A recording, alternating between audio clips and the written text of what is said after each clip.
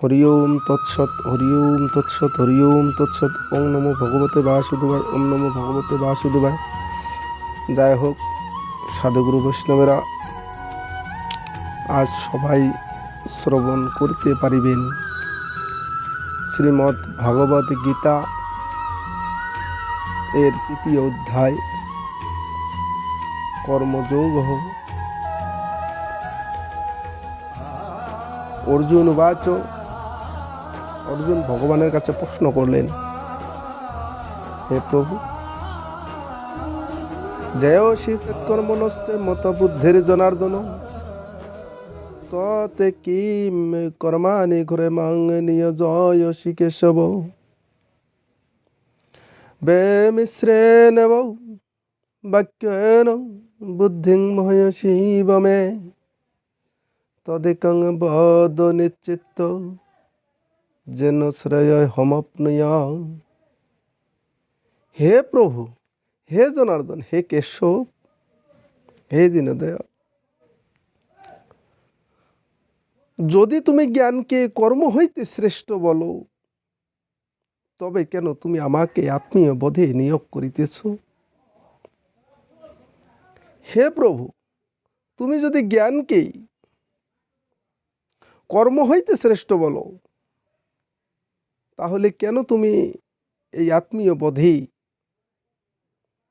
আত্মীয় হত্যা পাপে আমাকে কেন নিয়োগ করিতেছ?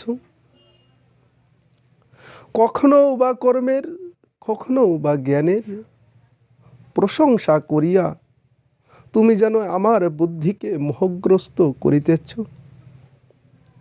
হে দয়াল, হে দীননাথ, অতএব কর্ম ও জ্ঞানের মধ্যে কোনটি শ্রেয়? আমাকে সঠিক করিয়া বলো। হে প্রভু, কর্ম এবং জ্ঞান দুইটির মাধ্যমে কোনটি শ্রেয় পথ, সেই পথটি আমাকে সঠিক করিয়া বলো। তুমি কখনো বা জ্ঞানের, কখনো বা কর্মের প্রশংসা করিয়া আমার বুদ্ধিকে মোহগ্রস্ত করিতেছ। হে দয়াল, তুমি একটি পথ আমাকে অবলম্বন করিয়া দাও। ভগবান বললেন, শ্রী ভগবান বাচু, লোকে হস্মিন দিবিধা নিষ্ঠা পুরভক্ত ময়া নঘ, জ্ঞান জগনা শঙ্খনং কর্মযোগেন যোগিনম ন কর্ম মনারম্ভ, নৈষ্কর্মং পুরুষঃ শ্নোতি ন চ সঙ্গন্নশনদেব সিদ্ধিম সমাধিগচ্ছতি। শ্রী ভগবান বললেন, হে নিষ্পাপ অর্জুন, পূর্বে আমি তোমায় বলিয়াছি যে 2 প্রকারের নিষ্ঠা আছে, জ্ঞানের পক্ষে জ্ঞানযোগ এবং কর্মীদিগের জন্য কর্মযোগ। হে অর্জুন, 2 প্রকারের নিষ্ঠা আছে, কর্মের পক্ষে কর্মযোগ এবং জ্ঞানের পক্ষে জ্ঞানযোগ। তাই তুমি সদা সর্বদা 2টির মধ্যে একটি তুমি ধরে রাখো, তাহা দ্বারাই আমাকে লাভ করিতে পারিবে। ন হি কচ্চিৎ ক্ষণমপি জাতু তিষ্ঠত কর্মকৃতঃ, কার্যতে হবস্যঃ কর্ম সর্বঃ প্রকৃতির্জোর্গুণৈঃ। কর্ম না করিয়া জ্ঞান হয় না, আবার চিত্ত শুদ্ধি ছাড়া কর্ম থেকে যে সিদ্ধ হইবে তাহাও নয়।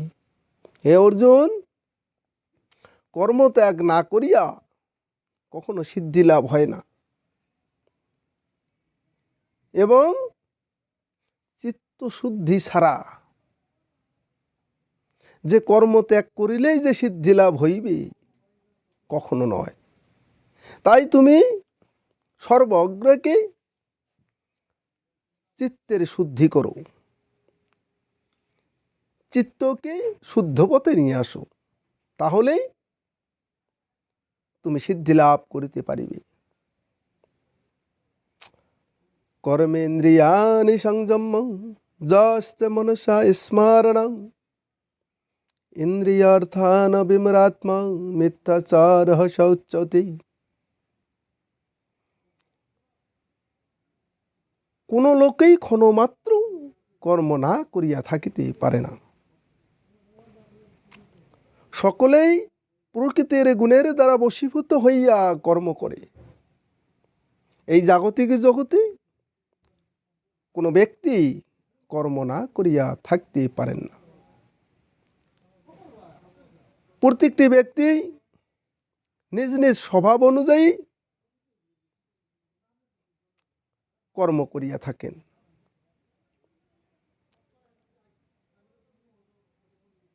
যস্তি ইন্দ্রিয়াণি মনসা নিয়ম্যরভতে অর্জুন কর্মেন্দ্রিয়া অয়্যঃ কর্মযোগঃ মাসক্তঃ সবিশিষ্যতে।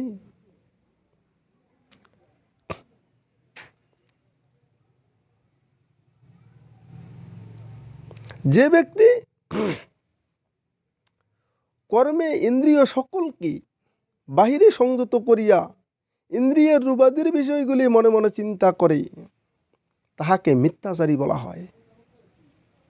হে অর্জুন, যিনি মনের দ্বারা ইন্দ্রিয়গণকে সংযত করেন এবং কর্মে ইন্দ্রিয় দ্বারা সংযত কর্মযোগে রত, তিনি শ্রেষ্ঠ।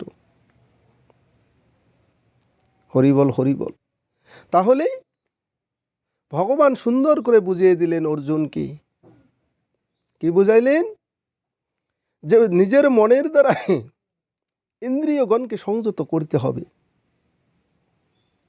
বহিরঙ্গ ভাব নিয়ে লোক দেখানোর জন্য আমরা যদি সাধু সেজে বেড়াই, তাহলেই কখনো ঈশ্বরকে লাভ করিতে পারিব না। সুন্দরভাবে ভগবান বলে দিলেন, যস্তি ইন্দ্রিয়াণি নিয়ম্যরভতে অর্জুন কর্মে ইন্দ্রিয়ঃ কর্মযোগমাসক্তঃ সবিশিষ্যতে। তাহলে আমাদের কি হবে? ইন্দ্রিয়গণকে আগে দমন করতে হবে, পরে ঈশ্বরের প্রেমিক হইতে হবে। যদি আমরা ইন্দ্রিয়গণকে দমন করতে না পারি, তাহলে আমাকে মিথ্যাচারী বলা হবে।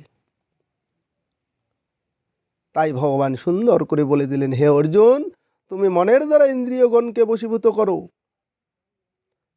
কর্মে ইন্দ্রিয় দ্বারা কর্মযোগে রত, তিনি শ্রেষ্ঠ। যিনি মনকে সংযত করিয়াছেন, যিনি ইন্দ্রিয়কে সংযত করিয়াছেন এবং কর্মযোগে রত, তিনি ভগবানের প্রিয় এবং ভগবানও তার কাছে প্রিয়।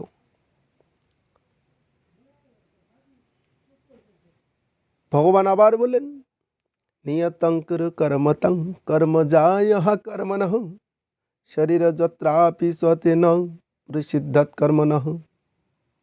ভগবান সুন্দর করে বললেন, কি বললেন? তুমি নিয়তই কর্ম করিতে থাকো, কেননা অকর্ম হইতে কর্ম শ্রেষ্ঠ। আমরা জাগতিক জগতে দেখতে পাই, কি জাগতিক জগতে দেখতে পাই যে কর্ম করিলেই ভগবানের সেবা পূজা হয় না, সাধু হওয়া যায় না। কিন্তু শাস্ত্রে কি বললেন? ভগবান কি বললেন? হে অর্জুন, তুমি নিয়তই কর্ম করিয়া থাকো, কেননা অকর্ম হইতে কর্ম শ্রেষ্ঠ। তুমি কর্ম বাদ দেওয়ার চেয়ে কর্ম করাটাই শ্রেষ্ঠ। আর যদি কর্ম না করো, তাহলে তাহা হইলেই তোমার শরীর বাঁচে না। যদি কর্ম না করো, তাহা হইলেই তোমার শরীর বাঁচবে না। কেননা যখনই তুমি কর্ম বাদ দিবে, কর্মহীন হবে, তখনই তোমার বেদিগ্রস্ত দেহার জন্ম হবে। আর যখনই বেদিগ্রস্ত দেহা হবে, তখন তুমি আমার ভজন সাধনায় এগিয়ে যাইতে পারিবে না। তাই শাস্ত্রিকেরা বলেছিলেন, যথায় থাকে বেধি তথায় থাকে মন, আর বেদিগ্রস্ত দেহে না হয় কৃষ্ণ ভজন আর সাধন। তাই বেদিগ্রস্ত দেহা নিয়েই কখনো কৃষ্ণের ভজন সাধনেই এগিয়ে যাওয়া যায় না। তাই ঈশ্বর আবার বললেন, যজ্ঞ অর্থাৎ কর্ম নহনাত্র লোক হয়ং কর্ম বন্ধন তদর্থং কর্ম কন্তয় মুক্ত সঙ্গ সমাচর। ঈশ্বর প্রীতির জন্য কর্ম করো, নচেৎ কর্মবন্ধন হয়। অতএব হে অর্জুন, তুমি আসক্তি ত্যাগ করিয়া ঈশ্বরের প্রীতির জন্যই কর্ম করিয়া যাও। তাহলে ঈশ্বর কি বললেন? আমার প্রীতির জন্য, ঈশ্বরের প্রীতির জন্য কর্ম করিতে হবে। কিভাবে? নিষ্কামভাবে। কর্ম করা লাগে করতেছি, খাওয়া লাগে খাইতেছি, যা আমার নিত্য কর্ম তাহা ঈশ্বরের কাছে সমর্পণ করতে লাগে। কর্ম করার পর ফলের আশা কখনো করা যায় না। যদি কর্ম করার পর ফলের আশা করি তাহলে মায়াময় কর্ম হয়, আর যদি ফলের আশা ত্যাগ করিয়া কর্ম করি সেই কর্ম ঈশ্বরের প্রীতিতে লেগে যায়।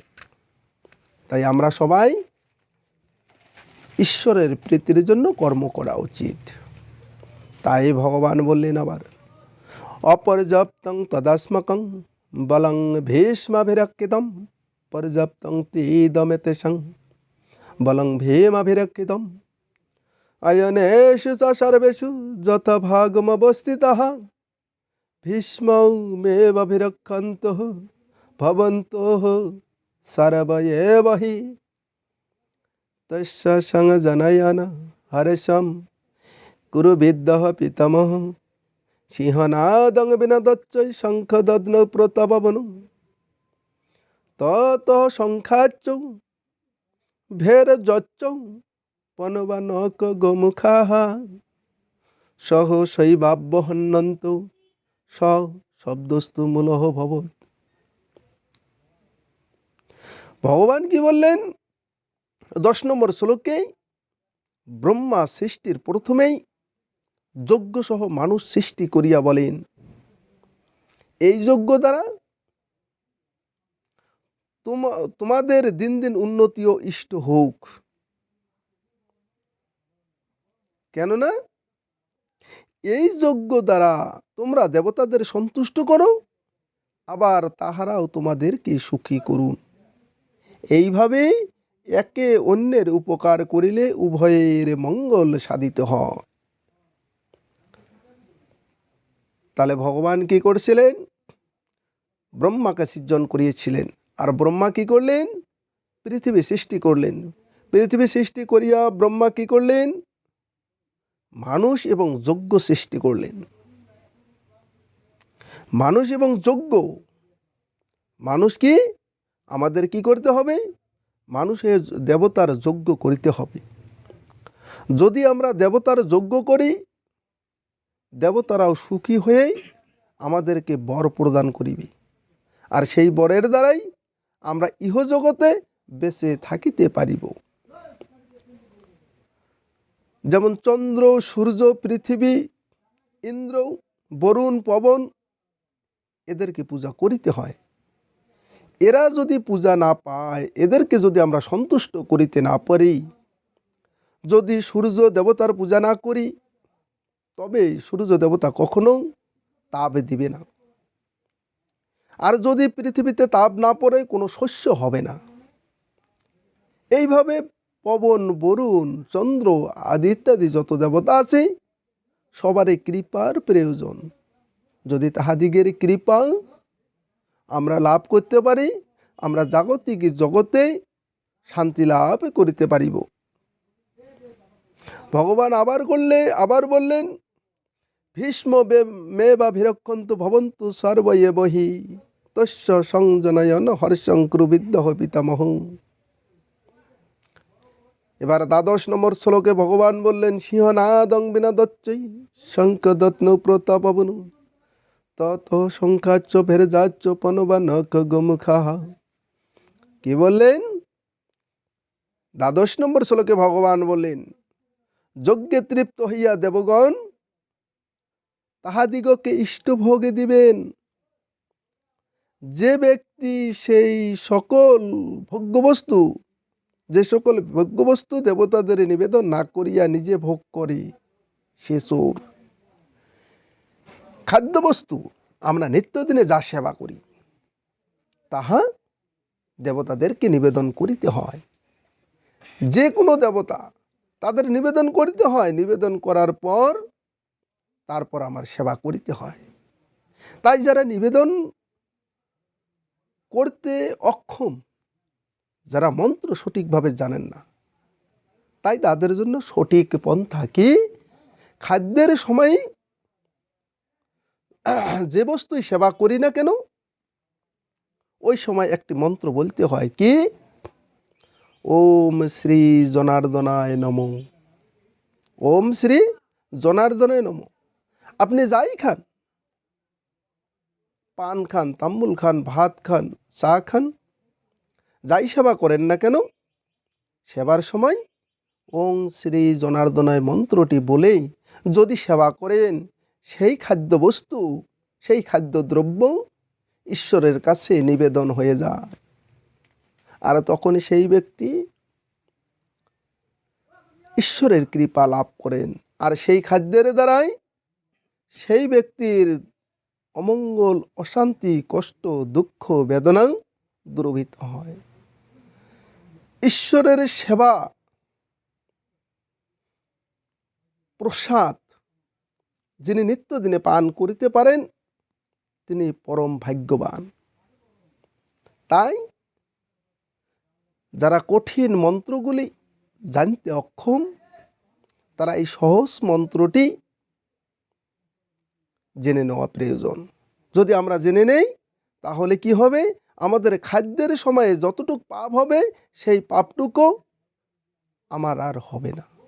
যেই মন্ত্র অনুভব করে, মন্ত্র বলেই আমরা যদি সেবা করি তাহলে আমার খাদ্যের দ্বারাই আমার কোনো অনিষ্ট বা ক্ষতি হবে না। ভগবান আবার বললেন, সহশৈবাভ্যহন্যন্ত সশব্দ মূলস্থ ভবেৎ তত সংখ্যাচ্চ ফেরজাচ্চ বনবা নখ গোমুখা সহশৈবাভ্যহন্যন্ত সশব্দস্থ মূল ভবৎ। যজ্ঞ বিশিষ্ট অন্ন ভোজন করিতে হয়, আর যে ব্যক্তি যজ্ঞ বিশিষ্ট অন্ন ভোজন করেই তারা সর্বপাপ হইতে মুক্ত হইয়া থাকেন। তত সেতর হয়র যুক্তেই মহতি সন্দিনে স্থিত মাধবঃ পাণ্ডবাচ্চৈব দিব্য শঙ্কৌ প্রদত্নতু। অন্ন হইতে জীব জন্মায়, বৃষ্টি হইতে নর জন্মায়, এবং বৃক্ষ হইতে মেঘ জন্মায়, কর্ম হইতে যজ্ঞ জন্মায়। তাহলে কি জাগতিক জগতে কি দেখা যায়, অন্ন হইতে জীব জন্মায়।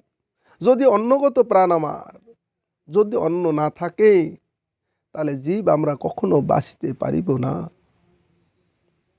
এবং বৃষ্টি হইতে নর জন্মায়, বৃষ্টি হইতে নর জন্মায়, বৃক্ষ হইতে মেঘ জন্মায়, কর্ম হইতে যজ্ঞ জন্মায়। তাহলে একজনে আরেকজনের সাহায্য নিয়েই জীবন ধারণ করে থাকি।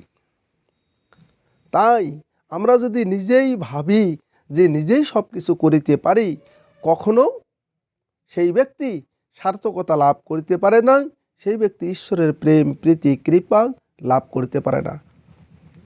আর সেই ব্যক্তি সদা সর্বদাই পাপ রাশিয়ে ভোজন করিয়া